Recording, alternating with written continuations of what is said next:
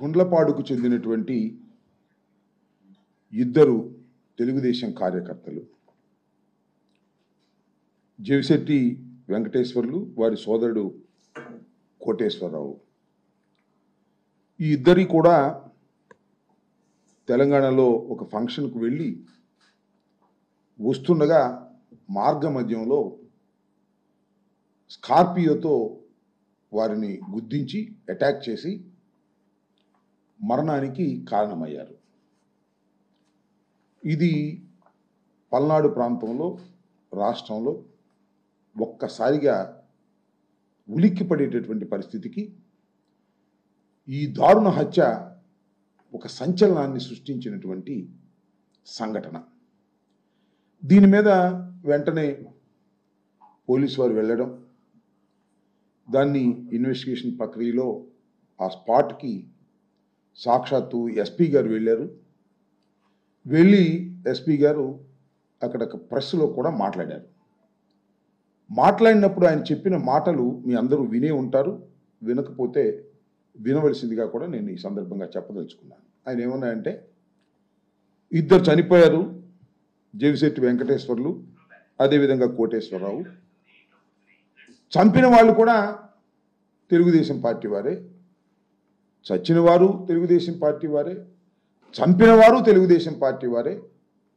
ఆ గ్రామంలో ఉన్న కక్షల కారణంగా వారు చనిపోయారు, దీని మీద ఇన్వెస్టిగేషన్ చేస్తున్నామని చెప్పారు. That is the first reaction from the police.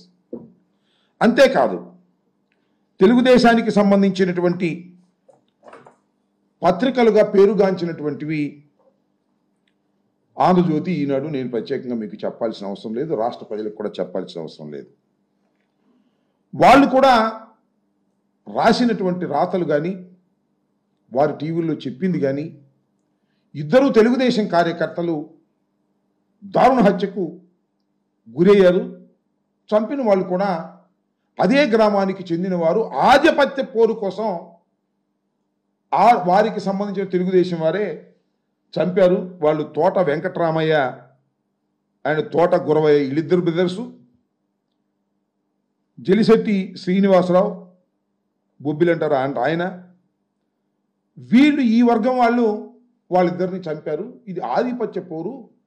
రేపు జరగబోయేటటువంటి గ్రామ ప్రెసిడెంట్కు సంబంధించిన ఎన్నికల్లో వారి ఆధిపత్యం కోసం వీరిద్దరిని చంపారు అనేటువంటి మాట కూడా వారి పత్రికలే రాశాయి. దీనిలో ఎవరు చెప్పింది కాదు. దానిలో ఈనాడులో రాసింది నేను చదివి వినిపిస్తాను, తెలుగుదేశం పత్రిక కాబట్టి.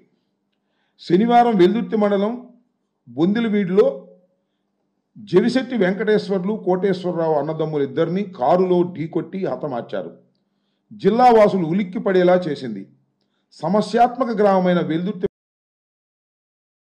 మండలం గుండ్లపాడుపై ప్రత్యేక దృష్టి పెట్టకపోవడంతోనే హత్య జరిగాయని పోలీసులు వైఫల్యాన్ని పల్నాడు వాసులు ఎత్తి చూపుతున్నారు.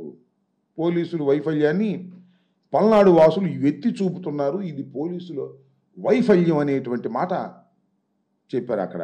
మళ్ళా పక్కా నిఘా వైఫల్యం. ఈ నెల 21న జిల్లా ఎస్పీ కంచి శ్రీనివాసరావు గుండ్లపాడులో స్వయంగా పల్లె నిద్ర చేశారు. గ్రామంలో శాంతి భద్రతలకు విఘాతం లేకుండా ఉండాలని, ప్రశాంత వాతావరణంలో జీవించాలని హితబోధ చేసిన వర్గ పోరు ఆగలేదు.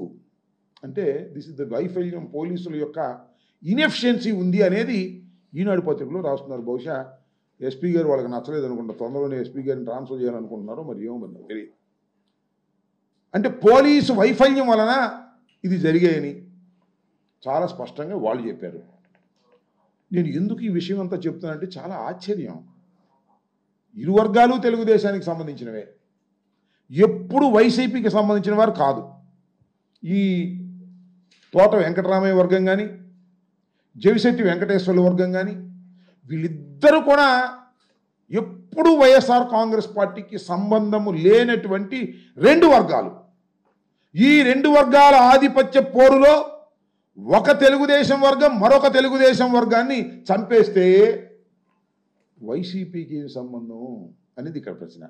వైసీపీకి సంబంధం ఉందంట.